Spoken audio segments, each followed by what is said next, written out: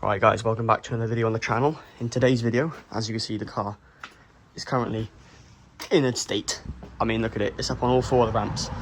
That's because we've just had the intercooler fitted, and in this video we're going to be fitting a Forge Motorsports Blow-Off Valve.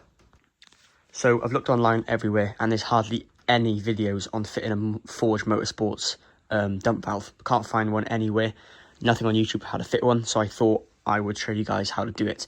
There are instructions online that you can find to do it. They're okay to follow, so I'm going to be following them and teaching you guys along the way. But there's a few things you're going to want to do first. The valve hasn't even arrived yet, but I'm just going to start with a few things while I wait for it. So I've got the car on all four ramps. As you can see, this just makes getting underneath the car safer and a lot easier. So that's one thing we started with. Now, up here is where all your scuttle lines and everything. You're going to obviously need to cut into your brake servo line so that you can get a vacuum. So this is super simple. It's just this one here. So what you want to do is very carefully remove it off this piece here, and then you want to remove it from this side as well, where it just clips in there. So that's one of the first easy things you can do, because what we have to do on the front here is add a T-piece. So it carries on going straight, but then you have a T-piece coming up, which we will route round all the way around here nice and tidy. And then we're going to mount the solenoid somewhere safe along any of these kind of metal parts here where they're not going to get damaged. That solenoid then will also run a vacuum line down to the actual valve, which I'll go underneath the car now and show you that. There's a few other things you can do. You're going to also want to remove your airbox. So it's very simple. This bung just pulls up like that. You want to undo this Jubilee here, undo your MAF sensor there, and simply pull the box towards you. That just gives you a lot of room to work on things as well. I've considered taking the water tank off, but I think we'll be able to manage enough with the room. But you're going to have to get to the wiring loom down here a little bit, which is why this has to come off. So there are a few things you guys can do, but let's go underneath the car now and take a look. As you can see in here, well, you can't see because it's dark, but we've got brand new stepped intercooler from MTC Motorsports. So that's one great thing, but this is where it gets a bit difficult. So underneath the car, there's a few things I've already started on here. This circular kind of turbo looking thing isn't your turbo, it's your water pump. It's electronic on these cars, so what you can do is, I don't want to disconnect it and drain all the coolant because that's just going to be an absolute pain. However, you can see these clean bolt marks here. This is where the water pump fixes onto the actual engine block. So what I've done is just remove those, which are here. There's two on the front, one on the back up there, which is an absolute pain to get to.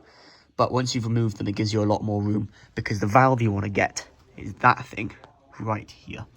Now zooming in, you can see it's got the OEM BMW one. Now those Allen keys, what you want to get undone. That's the trickiest part to do because they're really hard to get to. But if you just work around it, there's one on the top as well. So I'm going to tackle that now. Probably going to take me like 4 hours, but we're going to give it a go. And then once we've got that undone, we can move on to the next steps. I've also undone the connector, the electrical connector, just to give me more room. So I'm going to tackle that now and I'll get back to you in a minute. Okay guys, I know it's absolutely awful footage, but I've got a tiny little ratchet on them now, and I've managed to undo one, as you can see. So I'm just working my way slowly, just taking my time and just undoing them.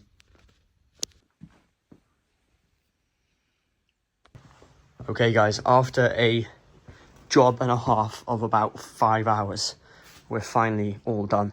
The underneath, in fact, I'm just going to say now, I wouldn't recommend you guys get one of these. Haven't tested the sound yet, but I wouldn't recommend it fitting on your own. Get a garage to fit it and earn the money and pay them.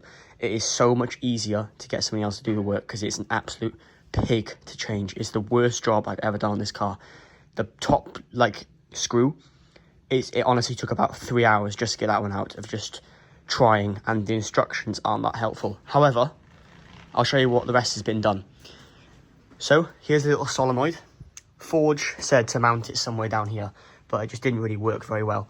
So what I did, I used a little self-tapping screw into the back of this casing, did it all properly, threaded it before I tightened it up, etc., in and out so it wouldn't crack any plastics.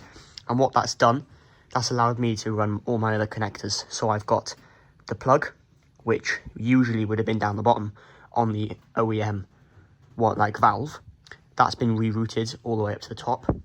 And these hoses, for example, this one goes down to the bottom of the valve. So does this one here. And then this one follows all the way down through here, up through here, all the way underneath the scuttle into the T-piece on the vacuum line for the brakes. So that's how it works.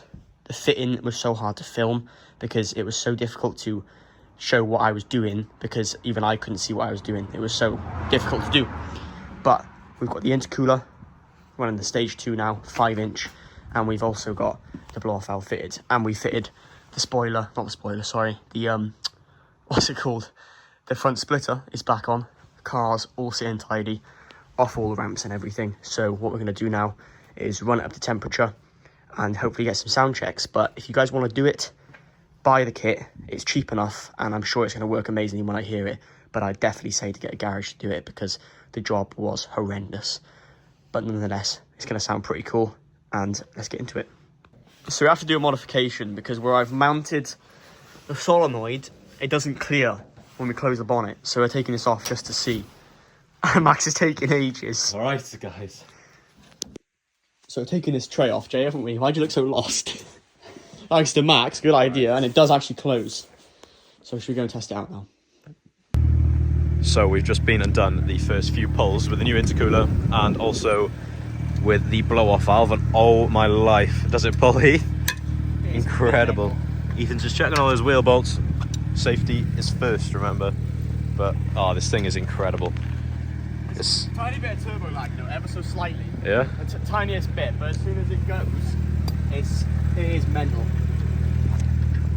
We've got Jay sat in the back there. It hasn't pulled like that with 3 people in the car. I know, it's mad. It's absolutely rapid.